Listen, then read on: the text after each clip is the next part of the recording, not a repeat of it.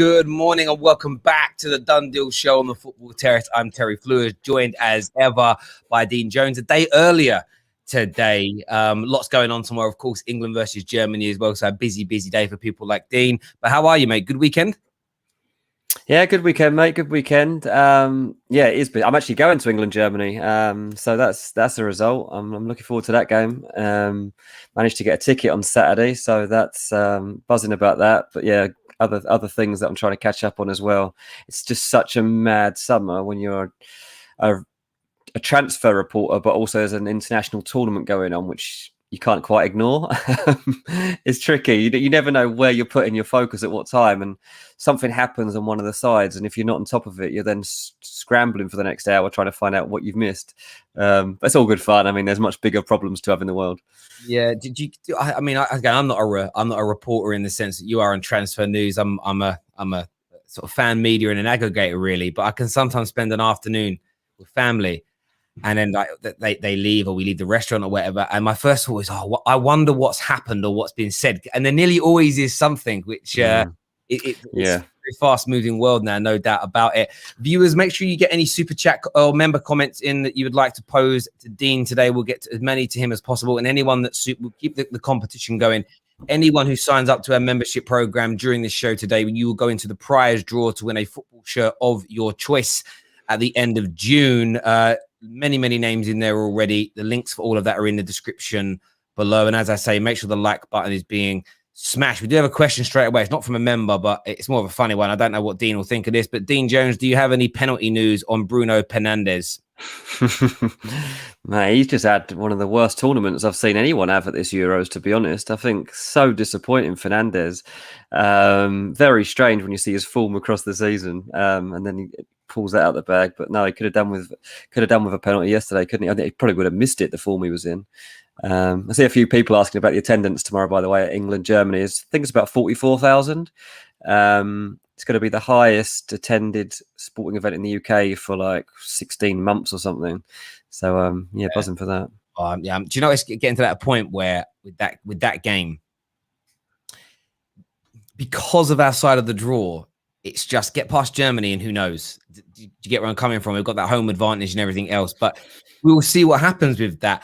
I know we've got lots to go through today. One of the big breaking stories yesterday was Eduardo Camavinga to Manchester United. There's a report that United are heavily looking at him, fairly credible, out of France. There was a further report this morning that Rennes want 100 million euros for him. What's the latest surrounding Camavinga and Man United's pursuit of a central midfielder this summer? Yeah, I mean, it's one that's kind of come out of the blue. I mean, there's absolutely no way, is it, Man United are paying £85 million for Camavinga. That's more than they're going to pay for jadon Sancho. So are you telling me that after everything that's gone on around jadon Sancho, they're then on the side just pay 100 million euros for a deal that has never been talked about until now? So I think that price of a player I think he's got a year left on his contract. How is that going to be a thing? Obviously, look, Camavinga's one of the best teenage talents in world football. United would have been scouting him for a while now. Don't forget, obviously, they were upset to not get Jude Bellingham. They were pretty convinced that was going to happen. This is all about kind of that next gen thing. Like any club of Man United's size is looking at all of these players all the time, and they have to be kept in the loop on what is happening with the player, particularly when it comes to a point when he's actually going to be leaving, as is going to be the case, it looks like, this summer. I checked with a couple of people in France, and they think it's far more likely that he stays in France for now. They don't think that him joining Man United seems like the most likely outcome from here. I think by staying in France, he can join one of the bigger clubs where there is interest, use that as a stepping stone to then move on. It would be a big risk, in my opinion, for Man United and for Camavinga to make this transfer right now. Look, he's got huge skill and talent. There's no doubt about that. But I just don't think it's right for either party at this point. So Camavinga, £85 million, to me, makes no sense. And from what I'm told, it's probably more likely he doesn't go through with that deal anyway. But that doesn't mean talks aren't going to happen. I'm not saying that talks aren't happening. I believe they are, but I don't think it'll happen.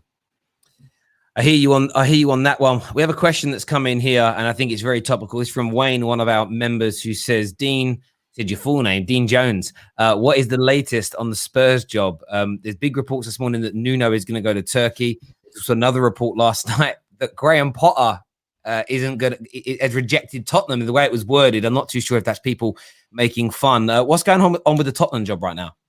Honestly, it's chaos. It's absolute chaos, this search for a manager. And, I speak to people that I've spoken to for years at Tottenham, and that they always know what is going on. And they'll always give me the inside track on how they see things opening up and what they think I should expect coming up. And in the early days of this manager search, they were pretty confident that they knew what was happening with each of the candidates. And it comes to it now, and they're like, look, I don't even want to tell you stuff anymore, because I feel like even I don't know, and I'm almost part of the conversations. Like, obviously, the guys I speak to are not hearing the stories firsthand. They're not in the room with Daniel Levy and Paratici on these discussions, but then they hear them from the agents themselves. And yes, they just say it's been so difficult to follow. One of the things I did hear was that Paratici wanted to go back in for Fonseca. Like, he thought that was the route that they needed to go back down. That was a couple of days ago. Then I heard that, they were continuing with Nuno. One of the big complications there was that, when Nuno was going to Crystal Palace, he wanted to bring, I think it was 10 backroom staff with him, something like that. No way Daniel Levy's bringing in 10 other people as well as the coach. He also wanted to take Adama Traore to Crystal Palace. And Crystal Palace were basically told by him, like, do that deal and then I'll join. And they're like, no, we want you. Like, we want Adama Traore first. Let's get you, and then we'll do that. And he's like, no, do it the other way around. And they're like, no. So look, if this does happen, look out for Adama Traore at Tottenham. I'll be honest, I don't know. Nobody knows right now, because nobody's got the full trust in Tottenham carrying this through. They keep getting to a certain point, then they talk about what the budget is. It's the same at Crystal Palace, to be honest. They've both got very similar problems, just on different levels. They get so far with discussions, and then a lot of it comes down to budgeting, and they fall away. So it's really difficult. I heard as well that Graham Potter was going to hold out for a top 4 job, someone told me. And I'm like, really? Yeah, I mean, that's what I read. And I that's why with the Graham Potter situation, I was very skeptical, because I thought the compensation level, I was reading somewhere in the middle of £20 million, that he's holding out for a top 4 job. And I suppose this is the problem you have now, because Spurs have seemingly been rejected by so many people. It's almost any time there's a manager that it looks like it isn't going to happen, people are jumping on it and sort of spreading the news. But at the same time, it becomes a little bit of a domino effect. The more people that turn it down, it seems the less likely anybody is to take of a high level wants to take it, because it almost feels like a poison chalice now in many ways, because it's, who are you picking it now? Are you 15th, 16th, 17th choice? Like, what does that say about you? I don't know. I feel like most managers hold a certain level of confidence, or you could say arrogance in themselves. Like, no matter how bad their systems are not working, very, very few of them change it, if that makes sense. They're very sort of strong-willed. And I don't know, would I want to take a job?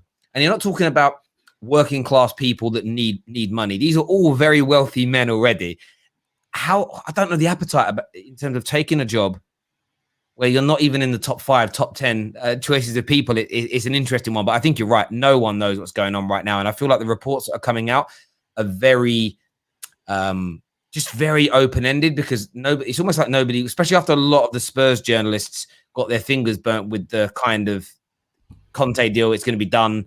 Fonseca deal, it's going to be done, and both fell through at the 11th hour. So yeah, it's a real interesting one, no doubt. Yeah, exactly that. And it's, as a journalist, you are always in a difficult situation, because you can only report what you're told.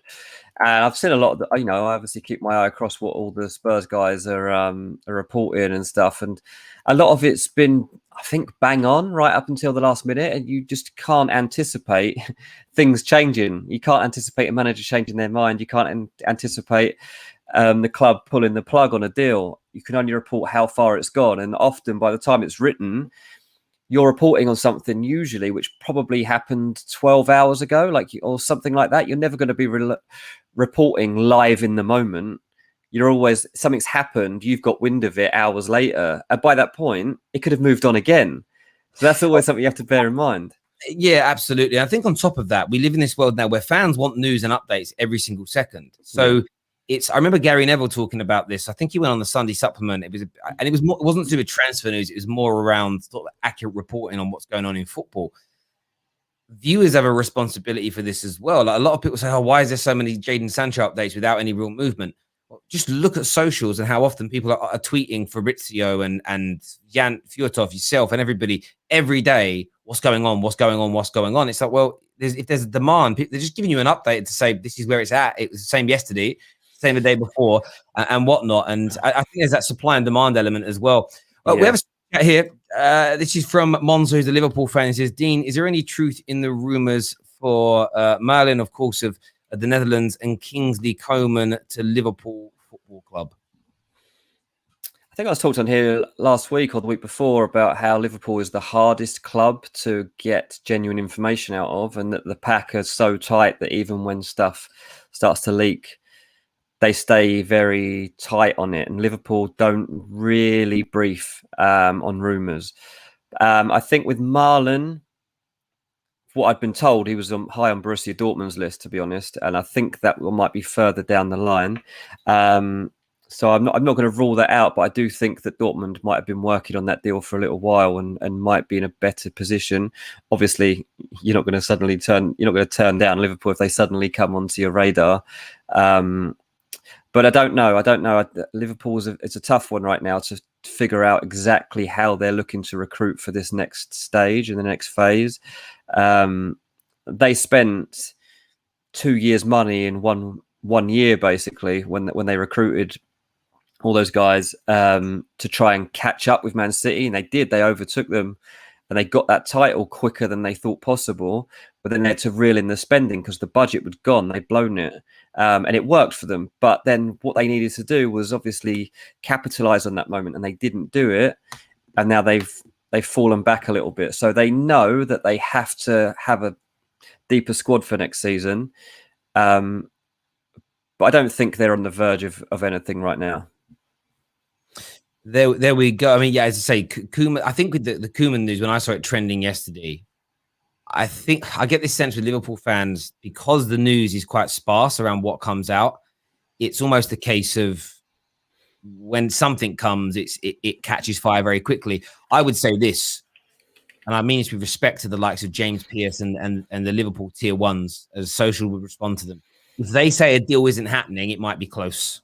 That tends to be the pattern that I see a lot with Liverpool. When they're kind of close to you and they say, no, I don't think there's any truth in it, that's when I would start to get excited. Whenever I've seen it, do you get where I'm coming from? When it's the other way around, Liverpool are close to making a bid for so-and-so, it tends not to be the case. So almost work in reverse with Liverpool when it comes to transfer news would be my thought and feeling. Yeah, they just don't get involved, to be honest. They try and just stay out of it. They try and not get involved in the actual rumours, which is always very weird, because you think, well, isn't this where you kind of make your name and stuff? But for them, it's all about the truth and reporting the facts. And so that when a deal does break, they've got every single detail it, and they can tell you, when the interest first came in and all the rest of it, which I understand. If that's the way you want to work, then fine. But you will find that a lot of Liverpool stories are broken outside of Liverpool initially. And that's because, journalists in London or in other countries don't have that same loyalty to the brand and to the press office and to the people who work close to those deals as those do that cover the club on a daily basis. No, 100%, 110%. Shane O'Hare with a super chat here says Spurs have lost one of their best players from last year in Bale with no manager. That means they are weeks, months behind in planning. I can see Spurs being in big trouble next year, and I think that's a sound theory to have over Tottenham. No manager, preseason starts in like 2 weeks' time, and there is no manager. The Harry Kane situation is still up in the air. Big reports this morning, Dean, that Chelsea, Harry Kane is now Chelsea's priority in terms of that striker role that they're looking at. In terms of Harry Kane and in relation to Chelsea and their pursuit of a striker, has there been any movement or change in the past week or so? I think it's such a strange one. I mean, first of all, to answer his question on Gareth Bale, I mean, I wouldn't rule that out yet. I wouldn't say they've lost one of their best players from last year in Bale, because Bale hasn't decided what he's doing yet. His agreement expires at the end of this month, and at the end of this month, there's an agreement in place from when this was initially set up that Tottenham can re-sign Gareth Bale on exactly the same terms as they signed him last year, to come back. And that is a discussion that Daniel Levy's always been keen to carry out. And until all this manager farce, Tottenham had been intending to do that. And Gareth Bale, from what I was told, had intentions to come back to Tottenham again next season, because he really wants to have a season back in front of the fans in that stadium. Now, obviously, things are so up in the air right now. It's hard to know if his mind is still the same. He's been focusing on Wales. You can see he's not in a great state of mind right now after getting knocked out and stuff.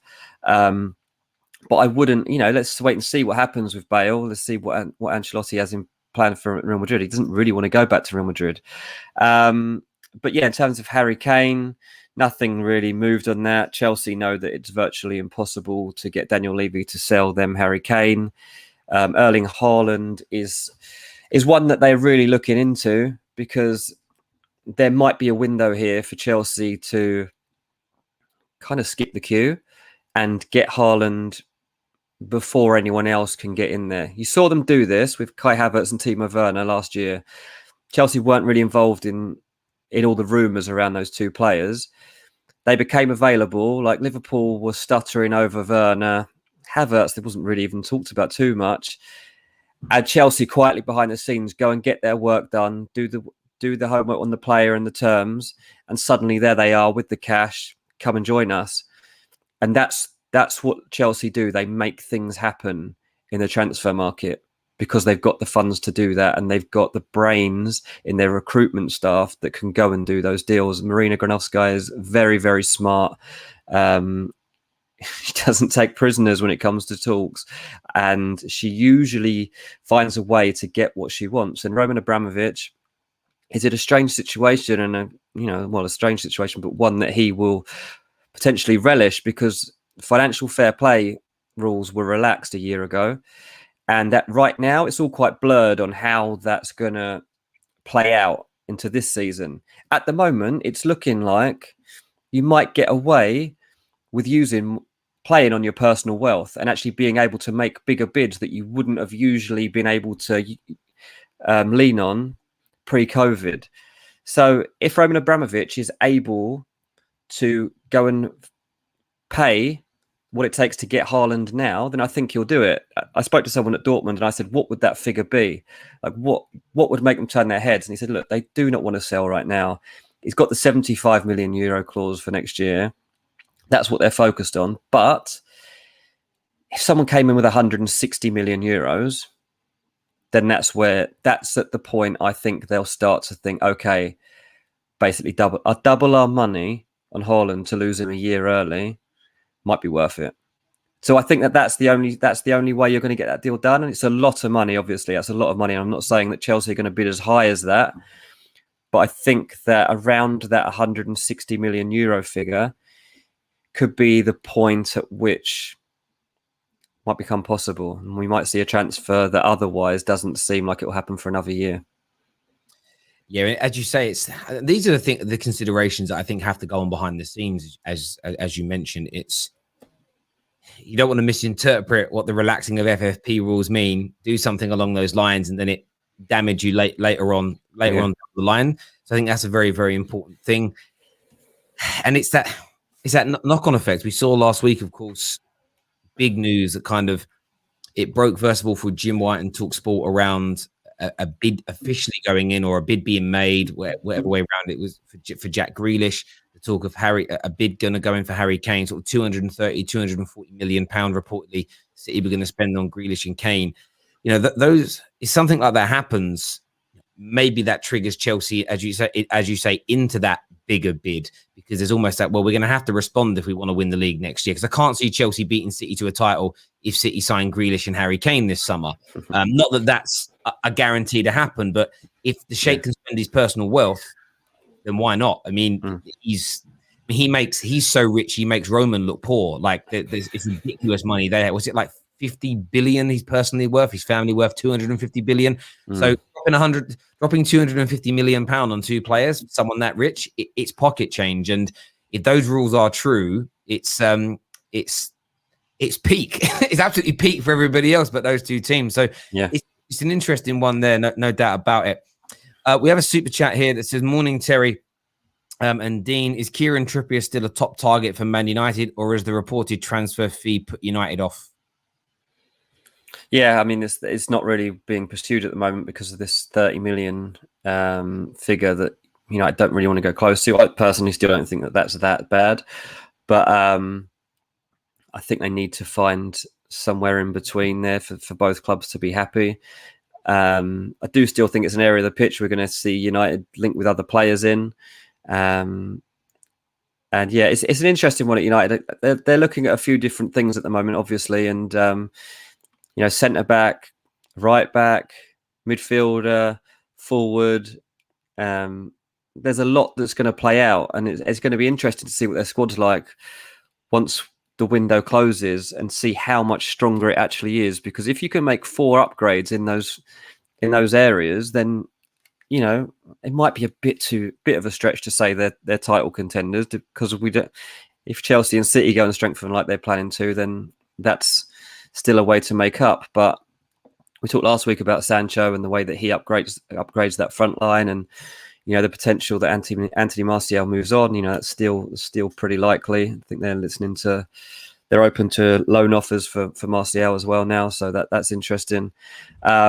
In midfield, Ruben Neves is still a player that United are not having like major talks with, but they're still in discussion there. Like, Arsenal are the ones that keep being linked with Ruben Neves, but United are still in that conversation. In terms of a centre-back, there's Rafael Varane, but United, while they're continuing discussions, are still not convinced that Varane is up for joining United, that they're not convinced that it would actually come through, and that's why they'll continue to work on deals in the background. Jules Koundé came into the discussion again last week. As far as I know, he's still behind Pau Torres in terms of where they are prioritising. So I would still expect Pau Torres to be ahead of him when it comes to a bid. But yeah, so there's a lot of things United have to consider right now. I have to say, I don't think Kieran Trippier is top of the list by any means, but it is an interesting one. Yeah, I think with Trippier, you've got this situation of the low. You've got the low that could come in and cover. AWB is pretty fit, pretty healthy, plays the majority of games.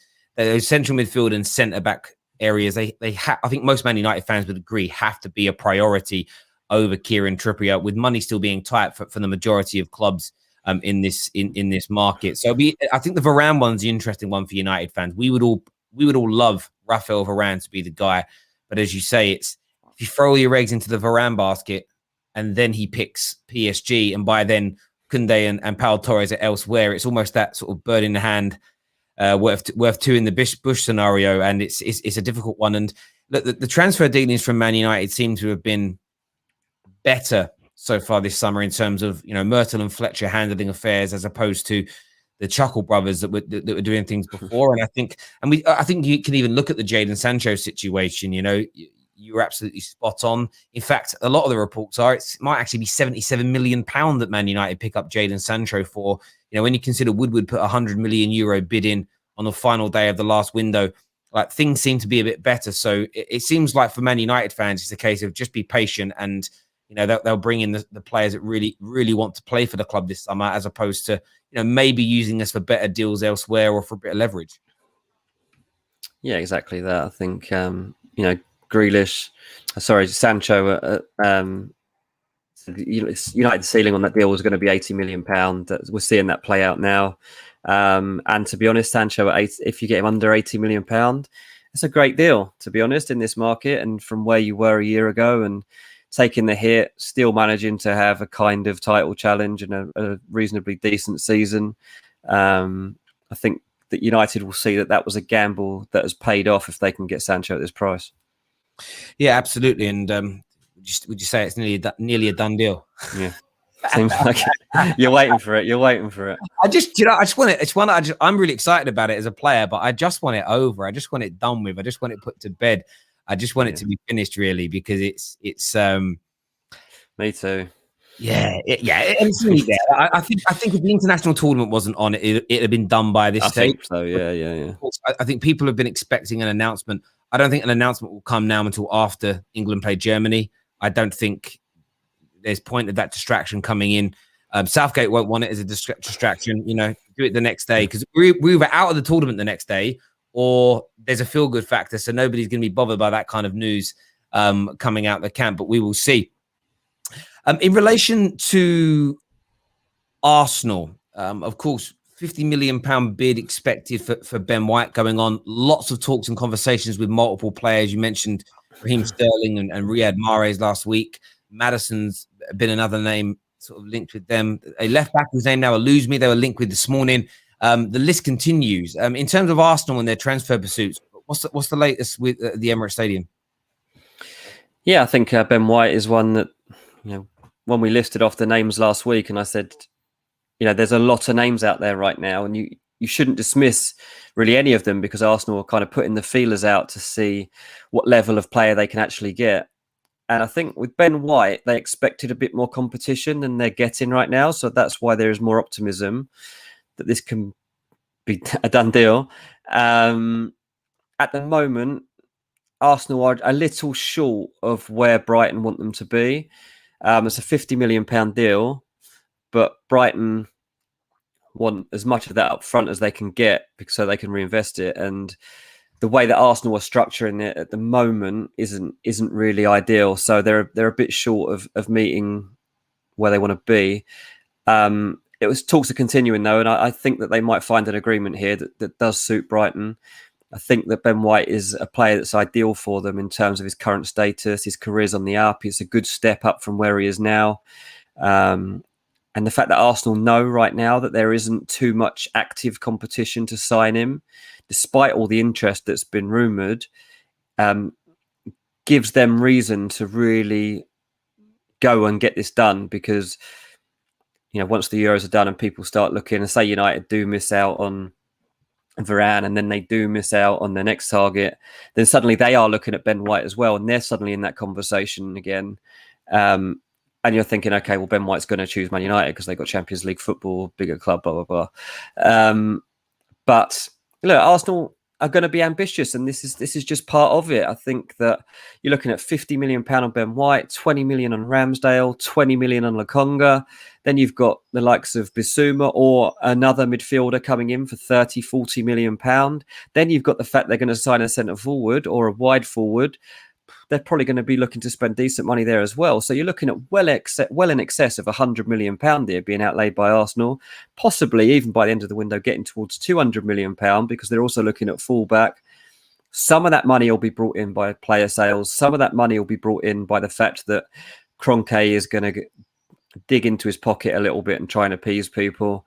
But it's interesting. And Arsenal having to try and make a statement here, because of how far they've fallen, and they've got to try and find a way to get back in there and change the feel of this squad. And it shouldn't be taken out of the equation either that Arteta is strongly behind this Ben White deal and really wants it done. We took quite a few fan calls last week in relation to the Ben White news.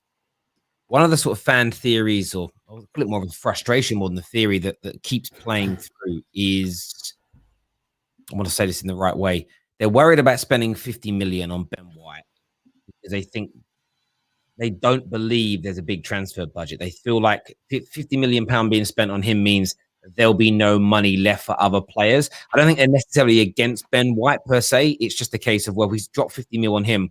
What's left for anybody else? Is that something that you think Arsenal fans should definitely feel relaxed about? That as you've said before and here many times, their transfer budget is a lot bigger than people think. they're likely, with the right player sales, to spend between 100 and 200 million pound on new players this summer.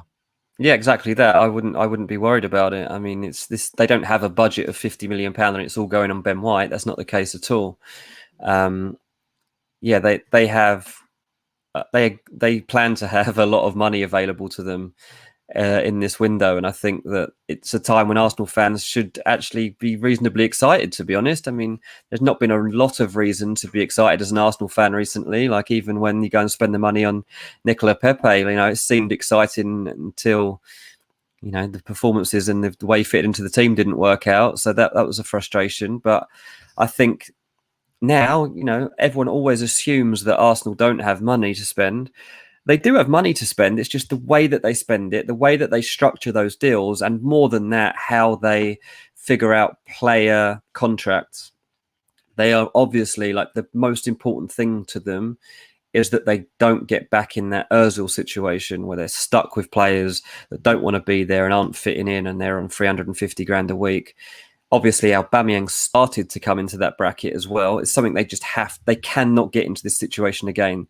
They have to have hungry players on reasonable wages who are talented and reasonably young. And that's where they're looking right now. And I think all of these names that we're looking at kind of fit in with what we're talking about. And I think that, whether it's White, Ramsdale, Lokonga, Bissouma, they're all guys that I think will make a difference to your season, and that you can try and build a unity in the squad. Yeah, there's no doubt about it at all in relation to that. And I think they are going after the right players. But I also understand the jaded, frustrated, skeptical mindset of their fans as well. So it's almost that case of, once it's sort of seeing is believing, I think, in that case. There is still talks about Emile Smith Rowe, new deal, Villa submitting reportedly a second bid. Is there any updates on that? Any truth in it from a Villa point of view as far as you're concerned? Is it something you see Villa pursuing further? And is that a kind of a knock-on effect of, are they planning for life now after Jack Grealish? Or is it a case of people are just putting 2 and 2 together and getting 37? Oh, look, Emile Smith Rowe, Arsenal hate this story. They're trying desperately to get him on a new contract because they didn't really see this coming. They've been blindsided by it, really. But I think Villa spotted an opportunity to get in there to try and convince the player and the people around him that he can be part of something really exciting. They want a front three of, Smith Rowe, Emi Buendia and Ollie Watkins, and Jack Grealish kind of roving behind them in a free role. And they were hoping that Smith Rowe's head would be turned by the idea of being part of something like that. They will come back with a second offer. I don't think Arsenal are going to want to listen to it because it's not where they're at right now, and they are trying to get him to a new contract. So we have to see which way he goes on it. But there's no doubt that Aston Villa are really ambitious. Tammy Abraham is certainly one they're looking to pursue. £40 million for a club like Aston Villa isn't too much of a problem. Financially, they don't have any issues. They're a very strong situation, Aston Villa. They've already smashed their transfer record this summer. Got Buendia for £33 million. Ashley Young's joined on a free transfer. And they intend to hold on to Jack Grealish. And if they don't hold on to Jack Grealish, then they're going to hold out for a massive fee that makes it worthwhile to them. I'd say in terms of Tammy Abraham, the only reservation I would really have is going to depend what kind of terms he's looking for. At Chelsea, Tammy has been looking for parity really with what Callum Hudson-Odoi got when he got his new contract, and Callum earns somewhere between 160 grand and 180 grand, and Tammy wanted to be in that kind of bracket as well. Now look at Aston Villa, Jack Grealish doesn't even earn that. I think he earns 130, 135. So let's see what Villa can put on the table there for Tammy Abraham. I'm sure they can figure something out, but it will be interesting to see what Tammy settles for. Yes, certainly will be. I mean, Villa look like they're on a really good trajectory, really good path with the. I even think with the ambition to try and sign an Arsenal starlet just shows the direction that they're going in. And listen, we all know in the transfer market, never say never on most deals in relation in relation to that.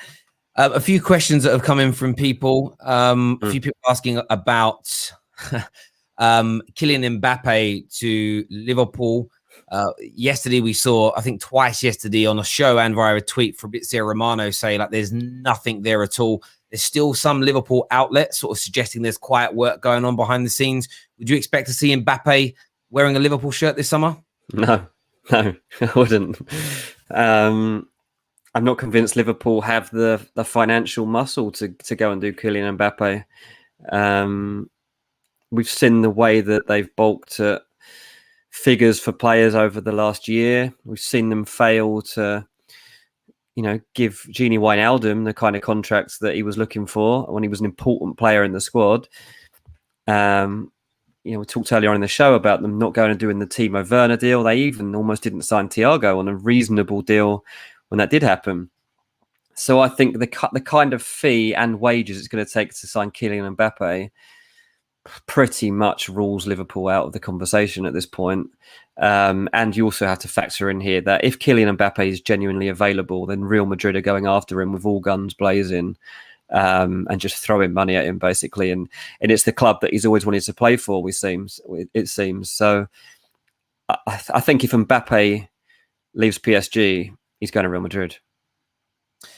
Yeah, I hear you on that. And I think, I'm not too sure where the Liverpool rumor keeps coming from that he's going there. It certainly seems a dead one. A few new people that are tuning in have been asking for two things about Chelsea. I know you've already mentioned it earlier. We'll just give them a quick recap if that's okay. Before we do that, smash the like button, people. Harry Kane this morning, I think via goal, has been linked with Chelsea. There's a few reports saying that he's now the primary target.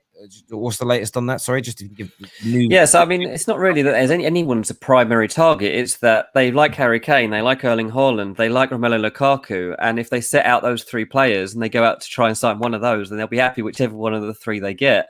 Now, it might be that they don't get any of those three, in which case they'll be very disappointed. But they see those three as proper number nines. They see them as players that will substantially improve their squad and their starting 11 for next season. And they like all three of them for very different reasons. Harry Kane is obvious why they would like him in terms of, the pedigree he's got in the Premier League already. He's the England captain. He can play as an out-and-out striker. He can drop off as well. But ultimately, they know that Tottenham selling him to them is almost impossible. Daniel Levy's just not going to do it unless they put absolutely ridiculous money on the table. And anyway, terms have already been discussed behind the scenes for Romelu Lukaku. Lukaku knows what Chelsea would be willing to pay him if he was to make that move. And they've been making inroads with Haaland's agents as well for 3-4 months now and trying to get a deal done there. So nobody, I don't think, is the priority target. There are three names there that would all improve that team, and they like all three of them. There we go. That is a comprehensive roundup and update for you, ladies and gentlemen. I think it's fair to say okay. We've already gone through Camavinga and a number of other deals, so you can watch the playback. I will timestamp all those moments in the video so you can go to them specifically for those updates. We've got about 5 minutes of the show left, so if you want to get in any questions as members, any super chat questions you want to put in, make sure you get that done for us right about now, please. I'm just checking any more questions that people wanting to have. We've covered the centre-back scenario and everything else. Covered Coman to Liverpool and the news surrounding that. If in case anybody wants to ask that question, that's already been done in the show, so you can watch that back a little bit later. Still people shouting Haaland news. How about any updates on Renato Sanchez? Any rumours of him joining a Premier League club? I think that will come through more in the next couple of weeks. I think that his performances for Portugal proved that he deserves to be playing, deserves another chance, I guess, in English football to show what he's capable of. Whether he wants that after what he went through last time, I'm skeptical of, to be honest. But, in that Portugal team, there weren't too many people that came out of it with good reviews, and he was one of the few that has. I'd say just keep your eye on it at the moment. The player will obviously now have a short break and won't really be considering what he does immediately on the back of going out of the tournament.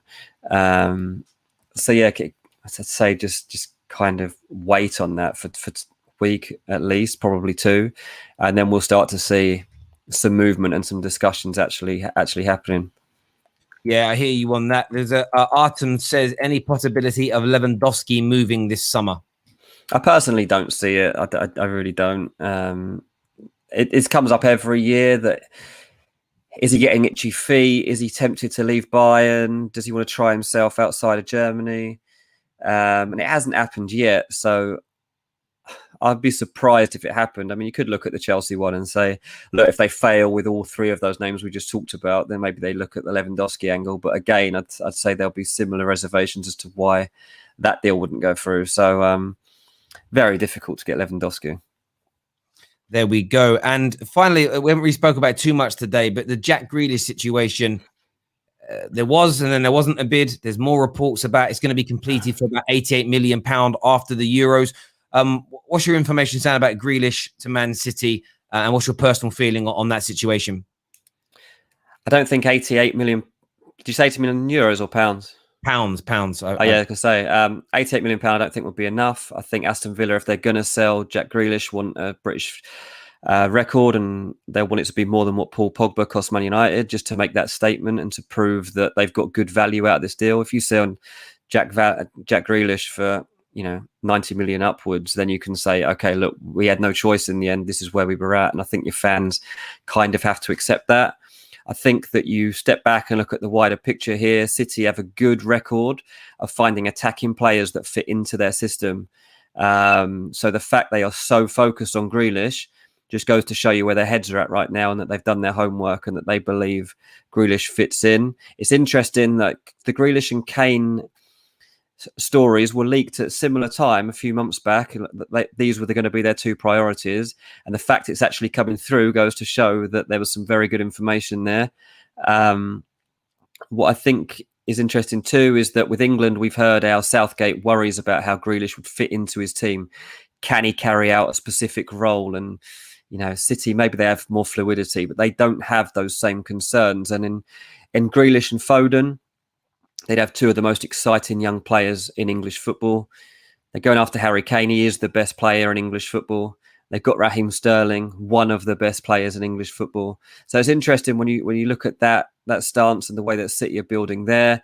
I'm not sure their offer has been formal so far. I think they are sounding out to discover where they might find a biting point in this deal. Villa won't make it easy for them. As I say, they want close as they can get to £100 million if he's going to go. The owners genuinely don't want to lose him. I mentioned earlier that they would love a front 4, if you like, of Smith Rowe and Buendia and Ollie Watkins and Jack Grealish, part of that as well. That would be really exciting for them, and they think it's something that could push them into that next tier of the Premier League. So I think there's no reason for Villa to sell. They don't need the money, but obviously the players, the talk of the town at the moment, is the player everybody wants to see in an England shirt. He's loving life. You can see the joy in his face every interview he does. He's just relishing every moment of it. I do wonder, coming out of that England camp, you start to have that come down of not being there a couple of weeks. You fall out of the limelight. Then Man City come in with a formal bid. I could just see Jack Grealish being like, I fancy a bit of this. I do fancy a bit of this. Give me the Champions League, give me the Premier League. Let me off the leash on a bigger stage. I do see that, even though he's obviously been loyal to Villa so far, he can't do that forever.